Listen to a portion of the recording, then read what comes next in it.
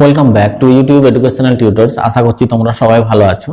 এখন আমি তোমাদের কাছে ক্লাস 9 এর যে প্রথম গল্পটা অর্থাৎ টেলস অফ ভোলা গ্র্যান্ডপা এই গল্পটা আমি তোমাদেরকে পড়ে শোনাবো। তো তোমরা যারা নতুন আছো চ্যানেলটাকে সাবস্ক্রাইব করবে, পাশের বেল আইকনটিকে হিট করবে যাতে পরবর্তী আপলোডেড ভিডিওগুলোর নোটিফিকেশনগুলো তোমরা পেয়ে যাও। ঠিক আছে, দেখো tales of Bhola grandpa, tales মানে কি গল্প, আর ভোলা গ্র্যান্ডপা মানে একজনের নাম।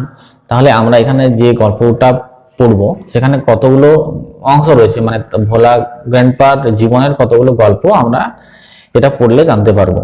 এবং ভোলা গ্র্যান্ডপা কেমন মানুষ, তিনি হচ্ছেন একটা অন্যমনস্ক মানুষ, মানে সবসময় ভুলে যায়। ঠিক আছে, এটা গল্পটা একটা হাসির গল্প। তো দেখো বিশেষ কোনো কথা না বলে আমি শুরু করছি। প্রথমে যেটা এখানে লেখা আছে যে লেখক সম্পর্কে, the author and the text, সেটা আমি পড়ে শোনাচ্ছি। যে মনোজ দাস, যিনি আমাদের ইন্ডিয়ান রাইটার এবং তিনি 1934 খ্রিস্টাব্দে জন্মেছিলেন। He is an Indian award winning bilingual writer. তিনি হলেন ভারতের একজন লেখক, দুভাষী লেখক, দুটো ভাষায় তিনি লেখেন। হ্যাঁ, এবং অ্যাওয়ার্ড উইনিং, এবং তিনি অনেক রকম অ্যাওয়ার্ড পুরস্কার পেয়েছেন, সেই ধরনের একজন লেখক। Who writes in Oriya and English, এবং তিনি উড়িয়া ভাষায় এবং ইংলিশ ভাষায় অনেক বই লিখেছেন। He has written many novels, short stories, poems, travelogues and articles on history and culture. মানে তিনি অনেক বই লিখেছেন কিসের উপর? তিনি উপন্যাস লিখেছেন, শর্ট স্টোরি লিখেছেন, ছোট গল্প, কবিতা লিখেছেন, ভ্রমণ কাহিনী লিখেছেন, আর্টিকেলস মানে ছোট ছোট বই লিখেছেন ইতিহাসের উপর এবং আমাদের সামাজিক সংস্কৃতির উপর। তারপরে যে এটা রয়েছে পরের প্যারাটা, সেখানে টেক্সট সম্পর্কে বলা হয়েছে যে এই টেক্সটটা কেমন ধরনের। ঠিক আছে, the text is an edited version of দাসের শর্ট স্টোরি। যে টেক্সট আমরা পড়বো এটা হলো একটা উদ্ধৃত অংশ, ওই মনোজ দাসের ছোট গল্প থেকে নেওয়া হয়েছে। ঠিক আছে, পুরো গল্পটা নয়, তার কোনো গল্প বই আছে, সেই গল্প বই থেকে এই গল্পটা নেওয়া হয়েছে। এবং এই গল্পে আমরা কি পাবো? Which narrates Bhola grandpa's hilarious adventures. এবং এই গল্পে আমরা ভোলা গ্র্যান্ডপার যে হাসির অভিযান, সেই হাসির অভিযানগুলো আমরা জানতে পারবো। Seen through the eyes of a young man, এবং যেগুলো একটা ইয়াং ম্যান, একজন কম বয়স্ক মানুষ, তিনি নিজে এই ঘটনাগুলোর সাক্ষী ছিলেন। Who had known him closely, এবং তিনি তাকে খুব কাছ থেকে চিনতেন, মানে যে ইয়াং ম্যান ভোলা গ্র্যান্ডপাকে খুব কাছ থেকে চিনতেন, এবং তিনি সমস্ত গল্পগুলো, এই ভোলার জীবনের যে গল্প, সেই গল্পগুলো তিনি জানতেন। The simplicity and forgetfulness of Bhola grandpa provides an element of humour on which the story hinge. Simplicity and forgetfulness মানে সরলতা এবং বিস্মৃতি। ফরগেটফুলনেস মানে কি? বিস্মৃতি, অর্থাৎ যে ঘন ঘন ভুলে যায়। আর এটা কে? Of Bhola grandpa. Bhola grandpa হচ্ছে একজন খুব সহজ সরল মানুষ এবং অন্যমনস্ক, বা তিনি forgetfulness, he was a man of forgetfulness, মানে তিনি ভুলে যান সব সময়। আর provides an element of humour, এবং তার এই সরলতা, তার এই বিস্মৃতি কি করে? একটা হাসির পরিবেশ তৈরি করে। Element of humour on which the story hinge, এবং এটার উপর নির্ভর করেই এই গল্পটা লেখা হয়েছে। ঠিক আছে, তো দেখো আমি প্রথম থেকে প্রত্যেকটা লাইন ওয়ার্ডের মানে সহ বলছি, তোমরা মন দিয়ে পুরোটা দেখবে, শেষ পর্যন্ত দেখবে। যদি দেখো তাহলে তোমাদের আশা করি তোমরা পুরো গল্পটাই বুঝতে পারবে। ঠিক আছে, তা কোনো রকম স্কিপ কেউ করো না, স্কিপ করলে কেউ বুঝতে পারবে না, কারণ এটা অন্য কোনো ভিডিও নয়, এই ভিডিওগুলো এডুকেশনাল ভিডিও। যে কোনো এডুকেশনাল ভিডিও তোমরা দেখো না কেন, স্কিপ করলে পরে সেগুলো ভালো বুঝতে পারবে না। ঠিক আছে, তো দেখো, Bhola grandpa and his wife lived at the western end of our village. Bhola grandpa এবং তার স্ত্রী, এর স্বামী স্ত্রী, লিভড বসবাস করত, at the western end of our village মানে আমাদের গ্রামের পশ্চিম দিকের শেষ প্রান্তে। ওয়েস্টার্ন এন্ড মানে পশ্চিম দিকের শেষ প্রান্তে বাস করত। কে কে বাস করত? ভোলা গ্র্যান্ডপা এবং তার স্ত্রী। A large bakul tree overshadowed their hut. একটা লার্জ বোকাল ট্রি মানে একটা বড় বকুল গাছ ছায়ায় ঢেকে দিত তাদের হাট, মানে তাদের কুঁড়ে ঘরটাকে ছায়ায় ঢেকে দিত বকুল গাছটি। In the bakul tree lived a small troop of monkeys, এবং সেই বকুল গাছটাতে বাস করত কারা? A small troop of monkeys মানে একদল বাঁদর বাস করত সেই বকুল গাছটাতে। Bhola grandpa and his wife did not mind it, এবং ভোলা গ্র্যান্ডপা এবং তার স্ত্রী তাদের থাকাতে কিছু মনে করতেন না। অর্থাৎ তাদের বাড়ির পাশে যে বকুল গাছটি রয়েছে সেখানে যে এতগুলো বানর বা বান্দর আছে তাদের উপস্থিতিতে তারা কিছু মনে করতেন না, মানে they did not pay heed to the presence of those monkeys. ঠিক আছে। অন মুনলিট নাইট, একদিন চন্দ্রালোকিত রাত্রিতে বা একদিন জ্যোৎস্না রাত্রিতে, we are returning from a festival, আমরা ফিরছিলাম। কোথা থেকে ফিরছিলাম? আমরা একটা ফেস্টিভ্যাল থেকে ফিরছিলাম। মানে ফেস্টিভ্যাল মানে কি? আমরা এখানে উৎসব, তো আমরা মেলা বলি, মেলা বললে পরে ভালো শোনাবে, ব্যাপারটা মানেটা ভালো বোঝাবে যে আমরা মেলা থেকে ফিরছিলাম। এখানে দেখো এটা একটা গল্প, মানে এখানে কি টাইটেলটা আমরা কি বলেছি? টেলস অফ ভোলা গ্র্যান্ডপা, ভোলা গ্র্যান্ডপার কাহিনী বা গল্প। তার মধ্যে এটা একটা গল্প আমরা পেয়ে গেছি। ঠিক আছে। আমরা ফিরছিলাম। The road was long and foggy, রাস্তাটা অনেক লম্বা ছিল, মানে অনেকটা দূর পর্যন্ত আমরা গিয়েছিলাম মেলা দেখতে। আর রাস্তাটা ফগি মানে কুয়াশাচ্ছন্ন, ফগ থেকে ফগি, ফগটা কুয়াশা, ফগিটা অ্যাডজেক্টিভ। ঠিক আছে, নাউন আর অ্যাডজেক্টিভ। তাহলে রাস্তাটা অনেক দীর্ঘ ছিল এবং কুয়াশাচ্ছন্ন ছিল, কুয়াশায় ঢাকা ছিল। I was riding on the village chowkidar's shoulders, আর আমি আমাদের গ্রামের যে ভিলেজ চৌকিদার, আমাদের গ্রামের যে চৌকিদার, আমি তার কাঁধে চড়ে আসছিলাম। আমি বলতে এখানে তার ন্যারেটর বলবে তোমরা। ঠিক আছে, বক্তা। Suddenly Bhola grandpa let out a loud wail, হঠাৎ করে মানে আস্তে আস্তে, আমরা তো ফিরেছিলাম মেলা থেকে ফিরতে মানে আস্তে আস্তে রাস্তায় হঠাৎ করে ভোলা গ্র্যান্ডপা কি চিৎকার করে উঠলো। Bhola grandpa let out a loud wail, loud মানে জোরে আর ওয়েল মানে চিৎকার, তাহলে খুব জোরে চিৎকার করে উঠলো ভোলা গ্র্যান্ডপা। তো কেন চিৎকার করে উঠলো তার কারণটা আমরা এর পরে জানতে পারবো। দেখো, everybody in our party was surprised, party মানে দল, আমাদের দলে প্রত্যেকে মানে আমরা যতজন ছিলাম আমরা সবাই কি হয়ে গিয়েছিলাম? সারপ্রাইজড, অর্থাৎ আমরা সবাই অবাক হয়ে গিয়েছিলাম যে হঠাৎ করে মানুষটা চিৎকার করলো কেন। উই হল্টেড, আমরা সবাই দাঁড়িয়ে পড়লাম, মানে যতজন ছিলাম আমরা সবাই দাঁড়িয়ে পড়লাম। দাঁড়ানোটাই স্বাভাবিক, কারণ চলার পথে হঠাৎ করে যদি কেউ চেঁচিয়ে ওঠে তাহলে সবাই জানতে চাই কেন সে চেঁচালো। ঠিক আছে, তো আমরা এখানে সবাই দাঁড়িয়ে গেছিলাম। এনকোয়ারি রিভিলড, এনকোয়ারি মানে তদন্ত, রিভিলড মানে প্রকাশ পাওয়া। তো এখানে তদন্ত করে জানা গেল, তদন্ত করে মানে কি ভোলাকে জিজ্ঞাসা করার পর জানা গেল, ভোলা গ্র্যান্ডপাকে কি জানা গেল? That Bhola grandpa had taken his grandson to the festival, জানা গেল যে ভোলা গ্র্যান্ডপা বললেন আমাদের সবাইকে, মানে সবাই জানি তাও ব্যাপারটা আরো আর কি বললেন, হয়তো যাওয়ার সময় আলাদা আলাদা গিয়েছিলেন এমনটা হতে পারে। ভোলা গ্র্যান্ডপা কি বললেন? যে আমি আমার নাতিকে সঙ্গে করে মেলা দেখতে নিয়ে গিয়েছিলাম। ঠিক আছে, Bhola grandpa had taken his grandson, যে ভোলা গ্র্যান্ডপা তার নাতিকে নিয়ে গিয়েছিল টু দ্য ফেস্টিভ্যাল, মেলাতে নিয়ে গিয়েছিল। He had tightly held on to the two fingers of the boy, এবং সে খুব শক্ত করে তার নাতির দুটো আঙুলও ধরেছিল। He did not realize when those fingers slipped out, কিন্তু তিনি বুঝতে পারেননি, ডিড নট রিয়েলাইজ মানে তিনি বুঝতে পারেননি যে হোয়েন কখন দোজ ফিঙ্গার্স স্লিপড আউট, ওই আঙুলগুলো কখন ফসকে গিয়েছিল, এটা কিন্তু ভোলা গ্র্যান্ডপা বুঝতে পারেননি।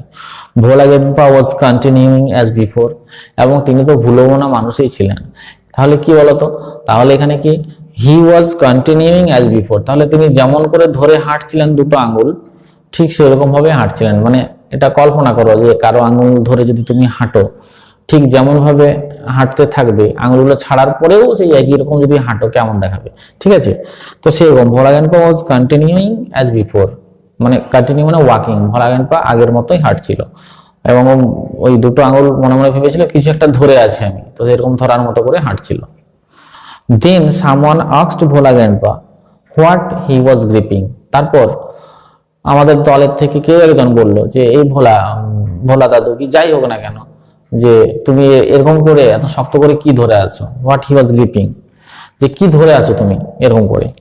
হি remembered his grandson and let out a loud wail, তখন তার নাতির কথা মনে পড়ে গেল এবং সে খুব জোরে চিৎকার করেছিল। তার মানে ভোলা গ্র্যান্ডপা যে চিৎকার করেছিল আমরা একটু আগে পড়লাম, তার কারণ এটাই যে কেউ একজন তাকে জিজ্ঞাসা করলো, when someone asked him that what he was gripping like that, then Bhola grandpa remembered his grandson and let out a loud wail। ঠিক আছে, ভোলা গ্র্যান্ডপার মনে পড়ে গেল যে সে তার নাতিকে নিয়ে গেল, তার নাতিকে সে কোনখানে হারিয়ে ফেলেছে এবং সে ভয়ে দুঃখে চিৎকার করে উঠেছিল। তারপর কি, my father choose to surprise man, from our party to go back with Bhola Grandpa to the festival.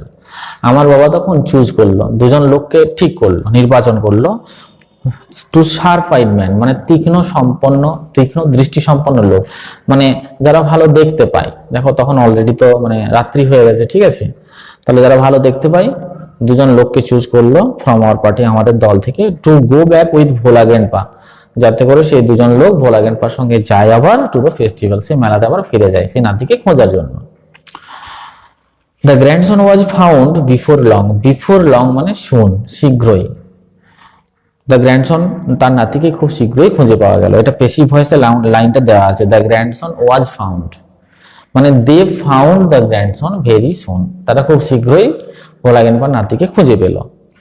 He had taken a cosy shelter under a cow's belly, কোথায় ছিল ছেলেটা বাচ্চাটা? He had taken a cosy shelter, সে একটা আরামদায়ক জায়গা বেছে নিয়েছিল। আরামদায়ক জায়গা বলতে কোনটা? আন্ডার এ কাউজ ভ্যালি, গরুর পেটের তলায় বসেছিল বাচ্চাটা, ঠিক আছে। তার মানে এখানে বিষয় এটাই যে যেমন দাদু তেমন নাতি, বাচ্চাটা হারিয়ে যাওয়ার পর সে কি করেছিল, সে একটা গরুর পেটের তলায় গিয়ে আশ্রয় নিয়েছিল এবং সে ভেবেছিল যে এটা একটা আরামদায়ক জায়গা।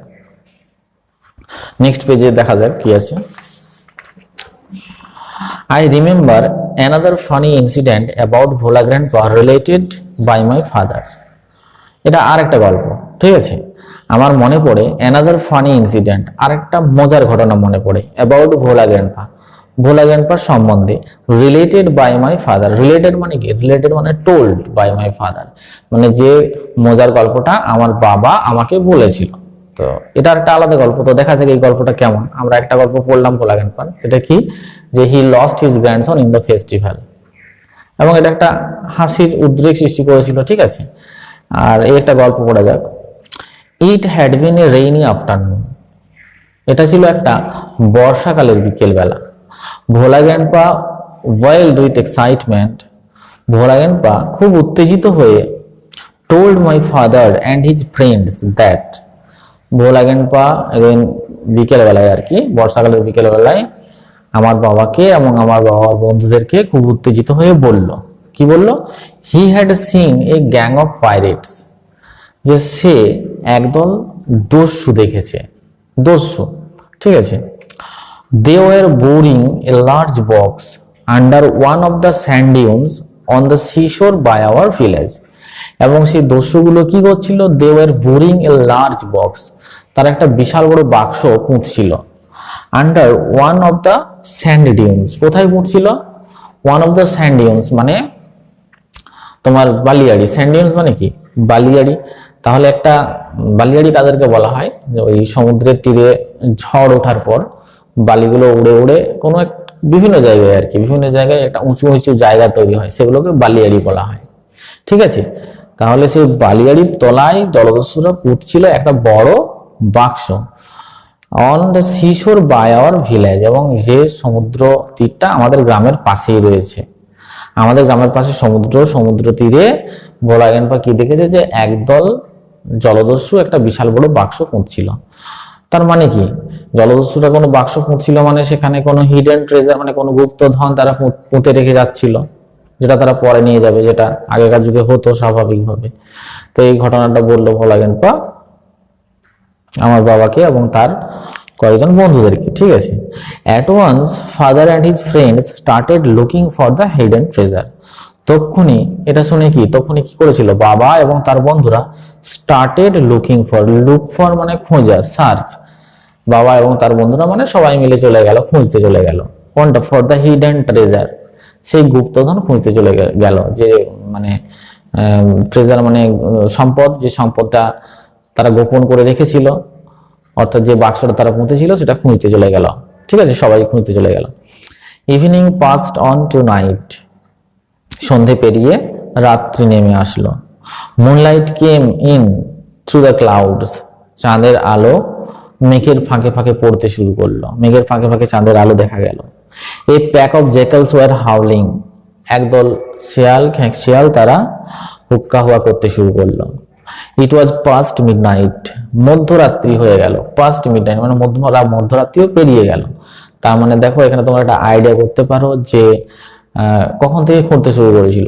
বিকেল থেকে, বিকেল থেকে, কারণ evening passed on to night বলে একটা লাইন আমরা পেয়েছি, মানে সন্ধ্যা পেরিয়ে রাত গড়িয়ে আসলো, মানে বিকেল থেকে কাজটা শুরু করেছে, সন্ধ্যা গেল, রাত্রি গেল, তারপর মানে মধ্যরাত্রিও পেরিয়ে গেল। At this point of time, মানে ঠিক সেই সময়, মানে মধ্যরাত, প্রায় ধরো মধ্যরাত্রি মানে কটা হতে পারে, 12টা 1টা, তো তারপর ঠিক আছে, at this point of time মানে ঠিক সেই সময় Bhola grandpa confessed that there was no real treasure. Bhola grandpa স্বীকার করলো, ভোলা গ্র্যান্ডপা তখন ব্যাপারটা বললো, কি বললো, যে দাঁড়া দাঁড়া সবাই দাঁড়িয়ে যাও, এখানে কোনো গুপ্তধন নেই। ঠিক আছে, কেন এরকম কথাটা বললো? It was all a dream which he had during his mid day nap. It was all a dream, এটা তার একটা স্বপ্ন ছিল। হুইচ হি হ্যাড, যে স্বপ্নটা সে দেখেছিল, during his mid day nap. Mid day মানে দুপুরবেলা খাওয়া দাওয়ার পর যে হালকা ঘুম, তার ইংরেজি ওয়ার্ড হলো ন্যাপ। তাহলে মিড ডে ন্যাপ, দুপুরবেলা খাওয়া দাওয়ার পরে সে ঘুমিয়ে পড়েছিল, তো সে তখন সে স্বপ্ন দেখেছিল। তার মানে পুরো বিষয়টা এই যে জলদস্যু এরা বাক্স ফুঁকছিল, এটা স্বপ্ন ছিল। ঠিক আছে, মানে ভোলা গ্র্যান্ডপা গুলিয়ে ফেলেছিল যে এটা তার স্বপ্ন ছিল না সত্যি ছিল, এবং তার স্বপ্নের কথাটা গিয়ে বক্তার বাবাকে বলে, বক্তার বাবার বন্ধুদেরকে বলে, এবং লোভে তারা তখন বালিয়াড়ি খুঁড়তে শুরু করে, এবং সেটা খোঁজার পর তার মাঝরাতে একদম মধ্যরাতে মনে পড়ে ভোলা গ্র্যান্ডপার যেটা তার স্বপ্ন ছিল। ঠিক আছে, তোমাদের তাহলে এটা একটা অংশ রইলো এই গল্পটার, আর একটা অংশ আমি 1-2 দিনের মধ্যে আপলোড করছি।